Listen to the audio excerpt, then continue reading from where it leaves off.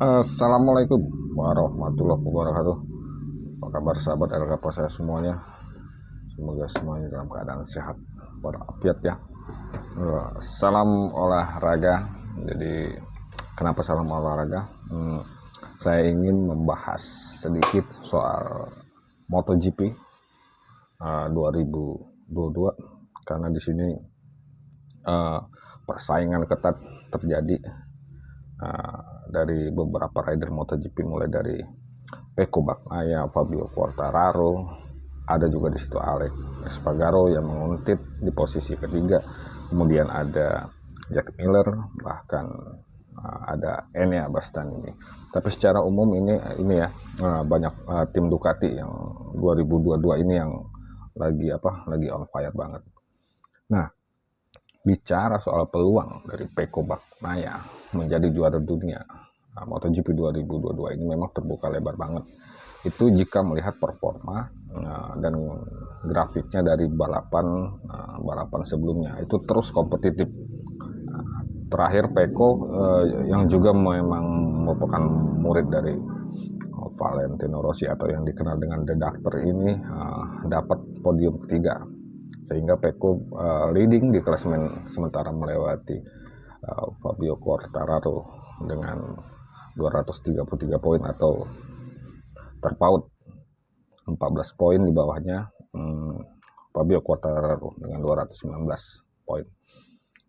Jadi kondisi panas atau hot ini memang sedang mewarnai perseteruan antara Pecco dan Fabio, karena keduanya memang memiliki poin tertinggi di antara pembalap lainnya.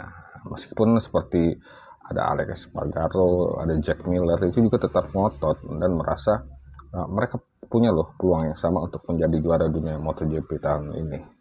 Seperti misalnya Jack Miller kemarin dia balapan ya di Phillip Island, jadi balik kampung nih si Kang Miller. Dia ingin menunjukkan performa di depan publik karena dia merasa dia masih punya peluang. Dia ingin tunjukkan meskipun akhirnya dia gagal karena crash, ditabrak oleh Alex Marquez karena salah perhitungan pengereman dari Alex Marquez, akhirnya Jack Miller gagal. Nah, sementara Fabio terakhir di Phillip Island itu tidak menyelesaikan balapan, sehingga Pecco diuntungkan atas kondisi itu. Tapi bukan diuntungkan atau yang disengaja ya, karena memang ya mau diapain lagi kalau yang lawan yang sebenarnya menjadi pemicu semangat dari Pecco itu sendiri dia tumbang gitu loh, karena nggak mampu menyelesaikan balapan dengan segala faktor teknis dan lainnya. Tapi kalau menurut pengamatan aku nih guys, Pecco sebenarnya ingin banget itu dia fight dalam setiap duelnya dengan Fabio. Artinya apa? Bahwa dia ingin kemenangan yang dia raih bukan karena memanfaatkan kesalahan rider lainnya. Apalagi adanya isu tim order. Ini kan kenceng banget nih, lagi mencuat banget tim order, ya kan? Tim order itu artinya misalnya katakan tim Ducati ya. Di sini ada Fabio. Sebut saja di sini Fabio kan namanya. Ada Pecco Bagnaia yang sekarang memang di Ducati menjadi pembalap tercepat di tim Ducati Lenovo. Sementara Ducati ini punya tim-tim satelit seperti Gresini dan Pramac yang juga ternyata pembalapnya menampilkan performa yang bagus, seperti ini ya Bastianini, ada Jack Miller Lenovo ya, ada Zarco, ada George Martin, dan ditambah lagi ada siapa? Bezzecchi dan Luca Marini. Kalau Bezzecchi kemarin jadi Rookie of the Year, dia itu seru banget. Dia bahkan sempat beredar berita bahwa Bezzecchi ini sengaja mengawal Pecco untuk mengamankan Pecco dari serangan Alex Rin yang mendapat podium 1 menjadi juara di Phillip Island beserta dengan Marc Marquez.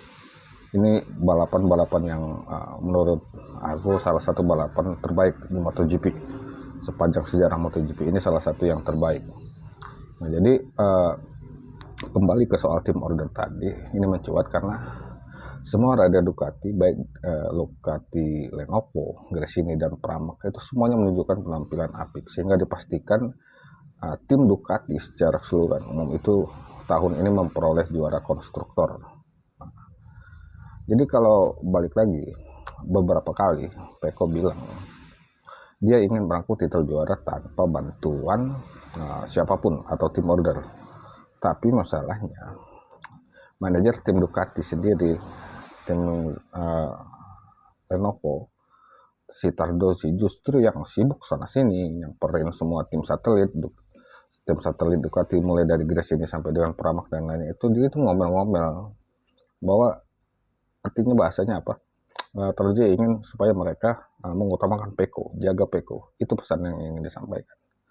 Padahal semua tim Ducati seperti Gresini dan Pramac itu kan motornya beli gitu. Beli dari Ducati, artinya mereka punya hak yang sama, punya keinginan yang sama untuk berprestasi dan menjadi kampiun, sama seperti Pecco. Mereka ingin tampil. Jadi bukan hanya sebagai pengawal aja. Nah, situasi ini yang akhirnya kan menjelekkan image dari Pecco sendiri. Padahal Pecco sendiri nggak mau ada tim order. Aku mengamati sepanjang 2021 itu perjuangannya kayak apa sampai di tahun ini juga 2022, bahwa nggak ada itu, sama sekali tidak nampak ada tim order, ya kan? Karena yang dianggap tim order sendiri dari tim seperti Gresini dan Pramac, justru mereka malah mau overtake Pecco terus gitu loh. Bahkan jangankan Gresini dan dan Pramac, Jack Miller sendiri yang memang kompatriot Pecco di tim Ducati Lenovo itu karena merasa ada peluang pasti bisa juara meskipun hanya berapa puluh poin jaraknya dengan Pecco dan Fabio Quartararo, itu ingin menunjukkan juara. Dia berapa kali itu overtake Pecco, meskipun akhirnya kadang-kadang dibalas Pecco juga. Itu Pecco seperti menunjukkan kekesalan sepertinya, tapi dia nggak bicara apa-apa. Nah, itu sikap dewasanya, karena orangnya memang kalem banget gitu loh, kayak gue. Ya. Nah, jadi kalau bicara di Phillip Island race di Australia tempo hari, itu adalah saat itu memang balapan terbaik, di mana jarak para pembalap terdepan hanya sepersekian detik dan banyak sekali overtake berulang kali. Dan aku tuh guys nontonnya sampai kayak nggak berkedip gitu, nahan napas. Pokoknya seru banget. Pokoknya sayangnya di situ ya tidak ada Val, The Doctor atau Valentino Rossi, legenda hidup MotoGP ya guys.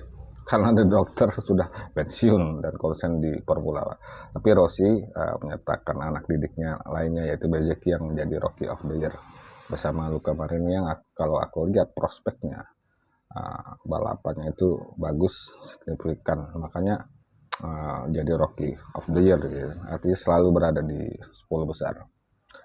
Jadi Francesco Bagnaia ini sebenarnya bisa menyegel gelar juara dunia MotoGP dalam balapan di Malaysia. Tapi Bagnaia kalem ya, sebisa mungkin dia jangan gegabah supaya dia bisa mengulangi kesuksesan dia di MotoGP Australia atau sirkuit Phillip Island meskipun hanya ketiga, ya kan? Sehingga jaraknya tetap benar-benar hanya dua seri tersisa, ya ini di Sepang minggu ini dan di Valencia berikutnya. Jadi kalendernya tinggal 2 lagi MotoGP race-nya.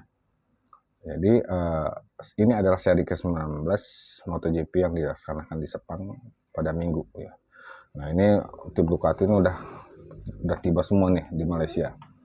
Dan kemungkinan Bagnaia menyudahi kompetisi di MotoGP ini bisa berakhir lebih cepat. Dia hanya perlu mendapat tambahan 11 poin lebih banyak dari Fabio Quartararo, dan dia sudah bisa mengunci sehingga dia bisa merengkuh menjadi kampion MotoGP pada 2022 di balapan akhir pekan ini. Meski begitu, Bagnaia juga memang kayaknya belum memikirkan untuk memikirkan untuk menyegel ya, karena dia hanya ingin tampil kalem, karena kelihatan memangnya kalem begitu orangnya. Apalagi Bagnaia juga baru sekali untuk di MotoGP ya, balapan di Sepang. Nah, dan hasilnya waktu itu kalau nggak salah 2019 dia finish ke-12. Bayangin itu 2019 itu. Nah, jadi Pecco bisa menjadi juara dunia ya, dan jika menang di Sepang, dan Quartararo finish keempat ya kan. Nah, ya. Meskipun Alex Espargaro finish kedua, bahkan jika Pecco pun finish kelima dengan Quartararo 0 poin dan Alex posisi keempat, dia tetap jadi juara dunia. Jadi kita sepertinya guys akan menunggu seri Valencia nih untuk penentuan juara. Tapi sekali lagi apapun bisa terjadi dalam balapan ya kan, karena itu hanya omongan di atas kertas aja. Nah, dengan posisi klasemen saat ini, otomatis 3 pembalap teratas adalah kandidat kuat perebutan gelar tahun ini. Dan di GP Malaysia, tekanannya ini mulai meningkat nih untuk Francesco Bagnaia yang saat ini mengalami match point pertama. Namun yang jadi tanda tanya adalah bagaimana jika Pecco Bagnaia finish di luar zona poin di Sepang. Nah, itu bakal lebih rame lagi ya kan.